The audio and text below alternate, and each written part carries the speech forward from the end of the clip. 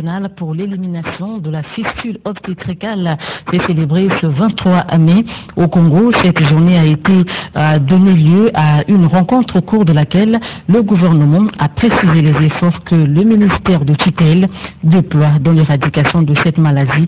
C'est l'unique titre du journal. Mesdames et messieurs, venons-en au détail.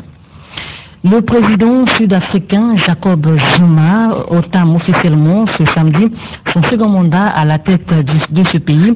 La cérémonie de son investiture prévue à cet effet va se dérouler en présence de plusieurs autres chefs d'État, dont le Congolais Denis Sassou Nguesso, qui a du reste quitté Brazzaville ce 23 mai pour Johannesburg.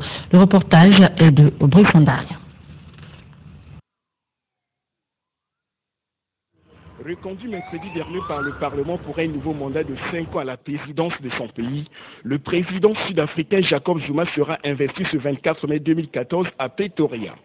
L'événement va donner lieu à une grande cérémonie à laquelle plusieurs chefs d'État vont assister, au nombre desquels le Congolais Denis Sassou Nguesso.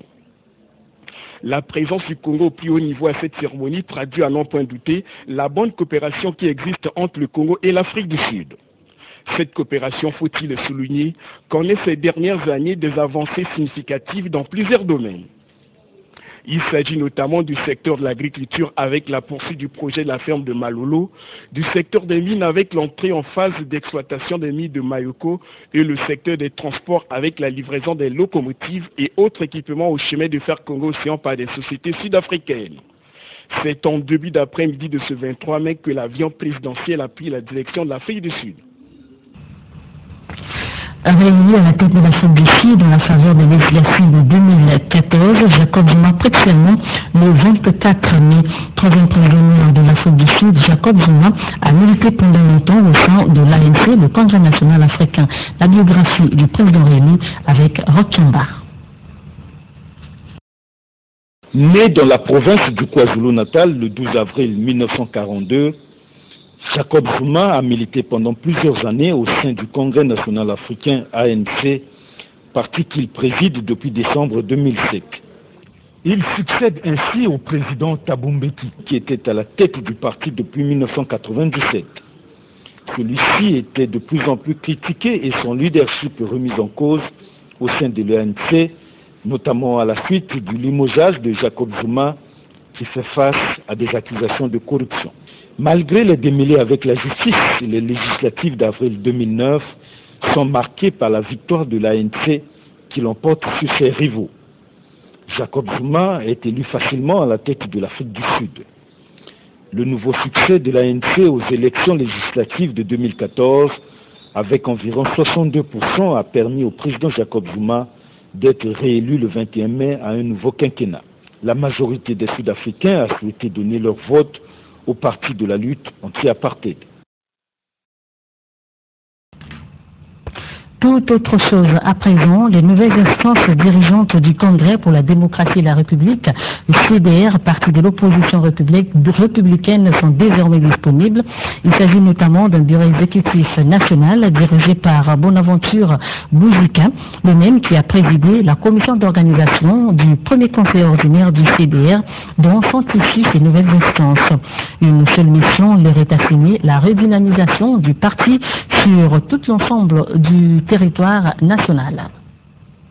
Ils sont près d'une trentaine sous la tutelle de Bonaventure Bouzika à présider aux destinées de ce parti politique mis en berne depuis 2010, date de sa création. Fruit du premier conseil ordinaire national du parti tenu du 21 au 22 mai 2014, les membres de ces nouvelles instances dirigeantes du parti ont été officiellement présentés aux centaines de militants venus des 12 départements du pays qui ont pris d'assaut le siège de la mairie centrale de Brazzaville. Une occasion qui a permis au nouvel élu d'exhorter son équipe à plus de responsabilités afin d'assurer une meilleure prestation du parti aux élections locales de juillet prochain.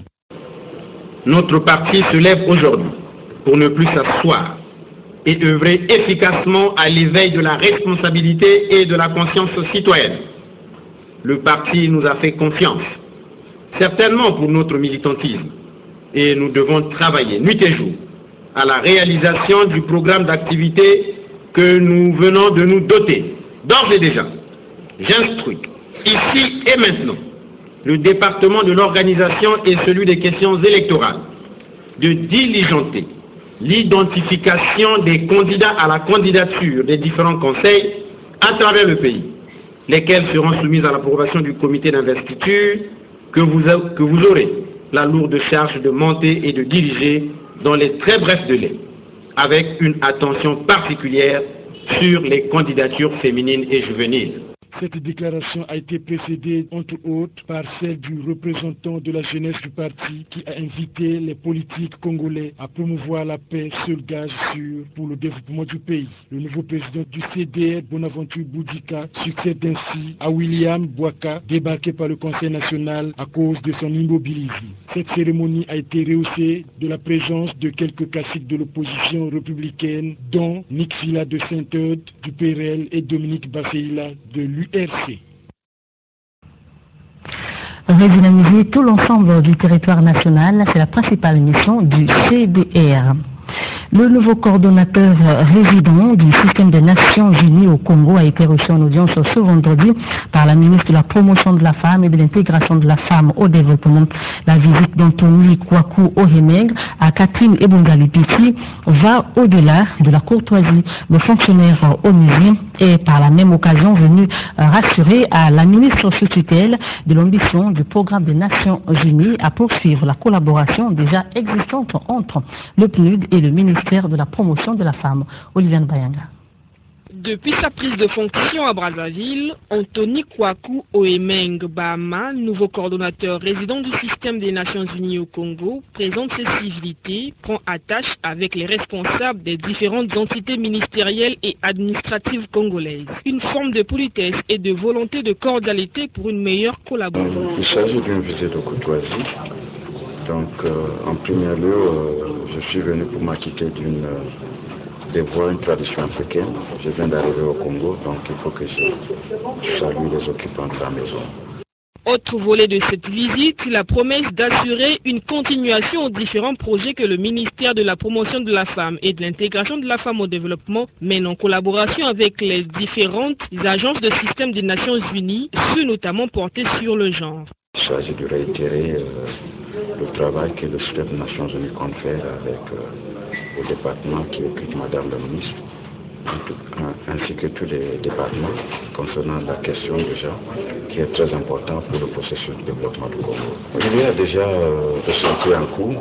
On travaille sur les politiques et les stratégies, on travaille sur la mise en œuvre de ces politiques et stratégies, on travaille sur le renforcement de capacités. Le gendre, quand on en parle, c'est un domaine scientifique. Il faut s'approprier des outils et des connaissances pour pouvoir bien faire le développement. Donc, c'est le chantier en cours et nous allons continuer à collaborer sur ça. Voici 5 semaines qu'Anthony Kouakou Ohemeng Bahama est présent au Congo pour un mandat de travail de 4 ans. Venons à cette information. Chaque vendredi du mois d'avril, la communauté internationale célèbre la journée des secrétaires. Au Congo, l'APAS, l'association professionnelle des assistants et secrétaires du Congo, a organisé un séminaire à l'endroit des secrétaires, assistants et attachés sous le thème « La gestion des déchets dans le développement durable ». Notre reporter sur les lieux, M. Solange Maïpela. Plus d'une cinquantaine de secrétaires venus de différentes administrations ont pris part à ce séminaire axé sur la gestion des déchets et mise en œuvre de bonnes pratiques en faveur du développement durable dans l'organisation. Un moment important pour les participants de s'interroger et s'informer sur leur métier de secrétaire afin de le faire progresser. Entre autres thèmes débattus au cours de ces assises, comment être une ressource professionnelle durable en entreprise. Ainsi, à cette même occasion, les séminaristes ont suivi les comptes rendus des assises antérieures, notamment ceux relatifs au symposium tenu en avril dernier au Gabon et au forum organisé à Pointe-Noire en ce mois de mai. Virginie Bati, présidente de l'APAS, dégage ici l'intérêt du séminaire. Donc c'est un moment où nous faisons un arrêt sur métier pour intéresser les personnes qui évoluent donc dans cette profession-là. Comment nous, ensemble, nous essayons donc de renforcer nos compétences, nous essayons de regarder quels sont les thèmes, quelles sont les nouveautés qui sont dans le monde et nous en parlons parce que nous ne voulons pas que les secrétaires du Congo restent en arrière. Et donc cette association a pour mission de promouvoir les métiers du secrétariat et de l'assistanat. Donc de montrer aux gens, de montrer à tout le monde que nous sommes d'abord des professionnels. Par ailleurs, elle a lancé un appel à l'endroit des autorités nationales à prendre leurs responsabilités pour accompagner le métier de secrétaire. Les patrons se plaignent des personnes qui finissent qui ont fait leur formation et quand elles arrivent sur le terrain, elles ne sont pas compétentes. Donc moi, j'invite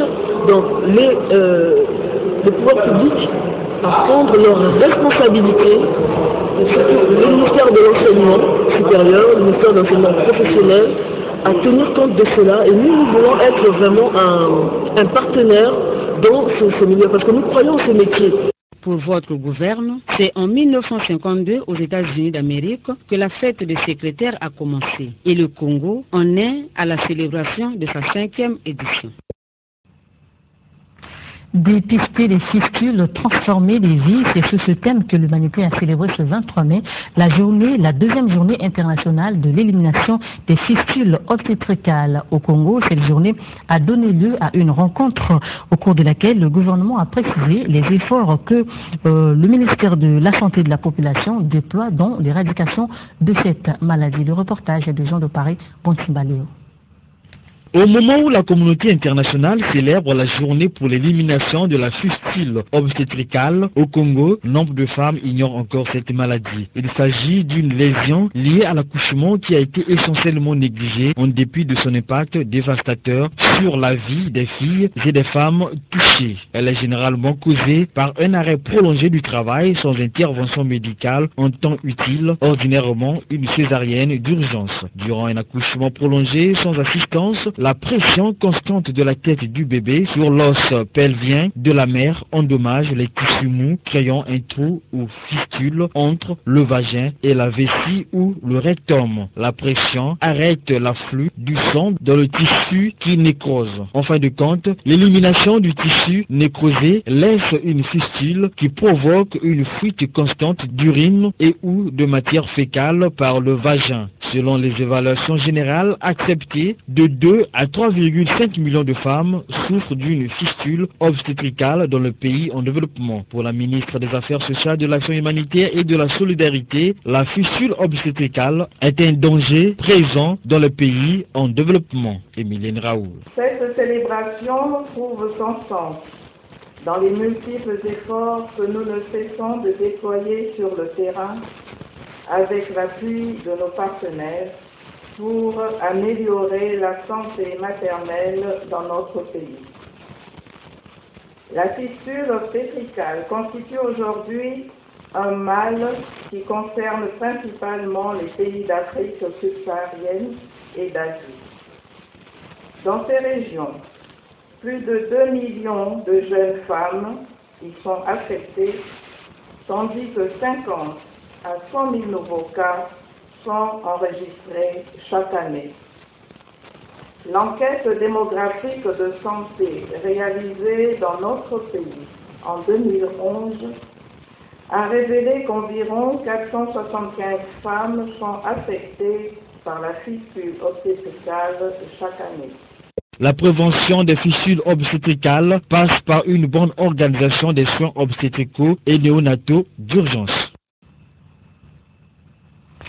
Actualité en rappel, les élections locales sur toute l'étendue du territoire national démarrent le 20 juillet prochain. C'est le ministre de l'Intérieur et de la Décentralisation, Raymond Zefferamboulou, qui l'a annoncé hier au cours de l'entretien qu'il a eu avec les responsables des partis politiques. Guides de Cédou, retour sur info. Après avoir clôturé les opérations du recensement administratif spécial 2013 et publié les résultats du dit recensement au plan national, le ministre de l'Intérieur et de la Décentralisation, Raymond Zefferamboulou, a jugé important de rencontrer la classe politique en vue de voter avec elle les questions liées au processus électoral en cours.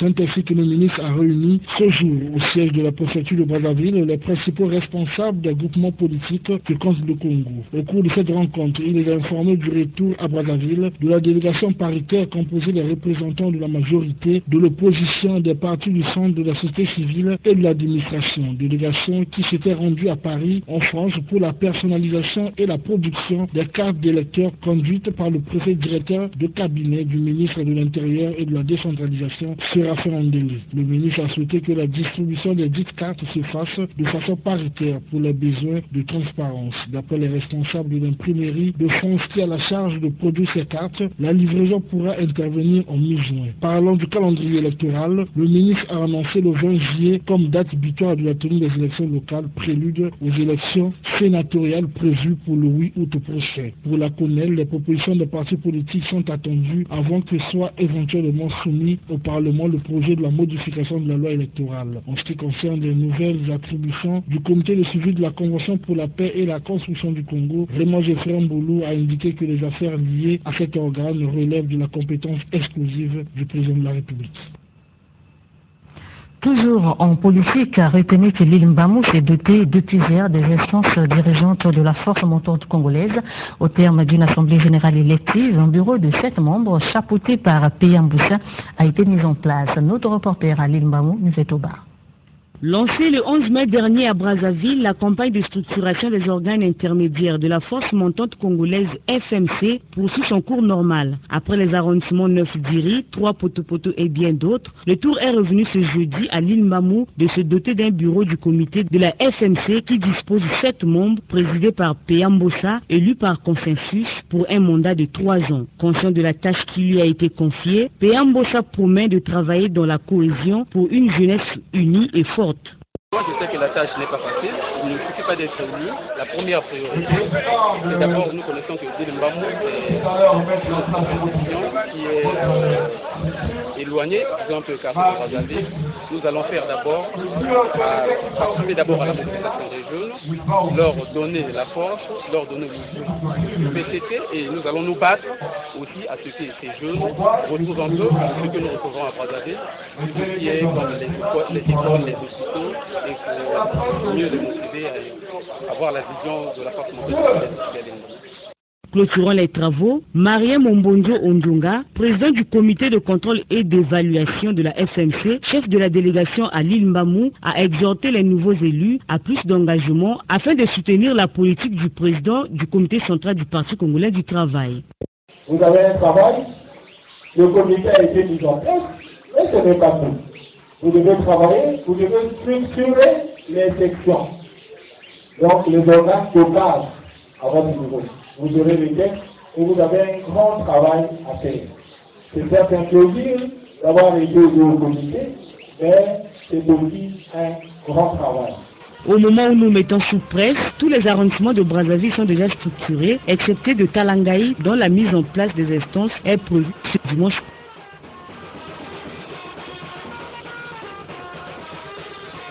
La Chambre de commerce, d'industrie, d'agriculture et des métiers de Brazzaville organise depuis hier un forum économique dédié à la délégation des hommes d'affaires français conduite par la Chambre de commerce et d'industrie Paris Île-de-France. Une occasion pour les autorités congolaises de faire valoir la bonne place qu'occupe actuellement le pays en matière d'investissement. Hervé Kirono. Ils sont une quinzaine des hommes d'affaires français opérant entre autres dans les domaines du bâtiment, des transports ferroviaires, de l'industrie agronomique et de la formation entrepreneuriale qui ont foulé le sol congolais. Dans son intervention, l'ambassadeur de France au Congo s'est targué de la première place qu'occupe son pays en matière d'investissement étranger au Congo. Selon Jean-Pierre Vidon, plus de 180 entreprises françaises opèrent au Congo pour 15 000 salariés essentiellement congolais. L'occasion était donc toute propice pour le directeur de cabinet de la ministre du Commerce et des Approvisionnements de valoriser son pays en ce qui concerne le climat des affaires de plus en plus favorable. Des efforts sont faits pour l'amélioration du climat des affaires dans notre pays. Nous avons mis en place un conseil pour promouvoir le dialogue public-privé. Ce travail est en cours, et d'ailleurs nous avons amorcé avec l'appui de la France et de l'Union européenne, et il se poursuit.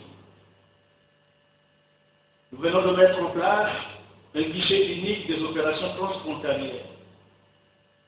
au niveau du ministère du Commerce, tout est mis en œuvre, à la fois pour faciliter aujourd'hui l'implantation des entreprises, mais aussi faciliter les échanges entre notre pays et l'extérieur. La tenue de ce forum, il faut le dire, témoigne en effet l'engagement de la Chambre de commerce et d'industrie de Brazzaville que préside Paul Obombi à combler les attentes des Congolais dans le domaine des activités économiques. Voilà qui met un terme à ce journal. Merci à vous de l'avoir suivi. Je vous retrouve demain, toujours avec le même plaisir. Au revoir.